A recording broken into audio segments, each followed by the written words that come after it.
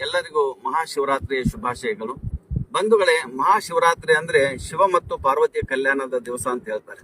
ಶಿವ ಮತ್ತು ಪಾರ್ವತಿಯ ಕಲ್ಯಾಣ ಹೇಗೆ ಆಯ್ತು ಅಂತಂದ್ರೆ, ಶಿವನ ಜೀವನದ ಪದ್ಧತಿಯೇ ಬೇರೆ. ಯಾಕೆಂದ್ರೆ ಅವನ ಸ್ಮಶಾನದಲ್ಲಿ ವಾಸ, ಯಾವಾಗಲೂ ಕೂಡ ಮೈ ಮೇಲೆ ಬೂದಿಯನ್ನ ಬೆಳೆದುಕೊಂಡಿರ್ತಾನೆ, ಗಜ ಚರ್ಮಾಂಬರವನ್ನು ಹೊತ್ತುಕೊಂಡಿರ್ತಾನೆ, ಕೊರಳಲ್ಲಿ ಹಾವಿರ್ತದೆ, ಕಣ್ಣಲ್ಲಿ ಉರಿಯುವ ಬೆಂಕಿ ಇರ್ತದೆ, ಗಂಟಲಲ್ಲಿ ಯಾವಾಗಲೂ ಕೂಡ ಉರಿಯತಕ್ಕಂತ ವಿಷವಿರ್ತದೆ. ಇಂತಹ ಒಂದು ಜೀವನದ ಪದ್ಧತಿ ಪರಮೇಶ್ವರನದಾಗಿರ್ತದೆ. ಆದ್ರೆ ಪಾರ್ವತಿ ಮಾತ್ರ ತ್ರಿಲೋಕ ಸುಂದರಿ ಅಷ್ಟೇ ಅಲ್ಲ, ಜಗತ್ತಿನ ಶ್ರೀಮಂತ ಒಬ್ಬ ಹೆಣ್ಣು ಮಗಳು. ಅಂತ ಶ್ರೀಮಂತ ಹೆಣ್ಣು ಮಗಳಾದರೂ ಕೂಡ ಪರಮೇಶ್ವರನನ್ನ ಅವಳು ವರಿಸ್ತಾಳೆ.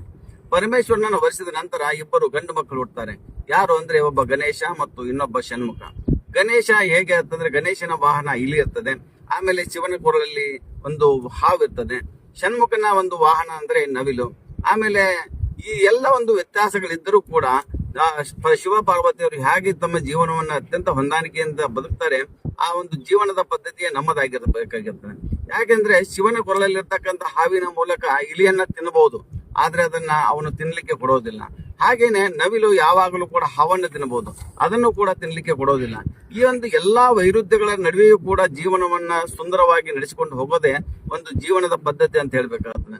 ಅದಕ್ಕಾಗಿ ನಮ್ಮ ಕುಟುಂಬದಲ್ಲಿ ಕೂಡ ಹಲವಾರು ವೈರುಧ್ಯಗಳಿರ್ತವೆ. ಮಕ್ಕಳು ಒಂದು ವ್ಯತ್ಯಾಸವನ್ನು ಹೊಂದಿರ್ತಾರೆ, ಇನ್ನೊಬ್ಬ ಮಗ ವ್ಯತ್ಯಾಸವನ್ನು ಹೊಂದಿರ್ತಾನೆ, ಮಗಳು ಒಂದು ವ್ಯತ್ಯಾಸವನ್ನು ಹೊಂದಿರ್ತಾಳೆ. ಈ ಎಲ್ಲ ವ್ಯತ್ಯಾಸಗಳಲ್ಲಿಯೂ ಕೂಡ ನಾವು ಜೀವನವನ್ನ ಸುಂದರವಾಗಿಸಿಕೊಂಡು ನಗುನಗುತ್ತಾ ಜೀವನವನ್ನ ಸಾಗಿಸೋದೇ ಒಂದು ಮಹಾಶಿವರಾತ್ರಿಯ ಸಂದೇಶ ಅಂತ ಹೇಳ್ಬೇಕಾಗ್ತದೆ.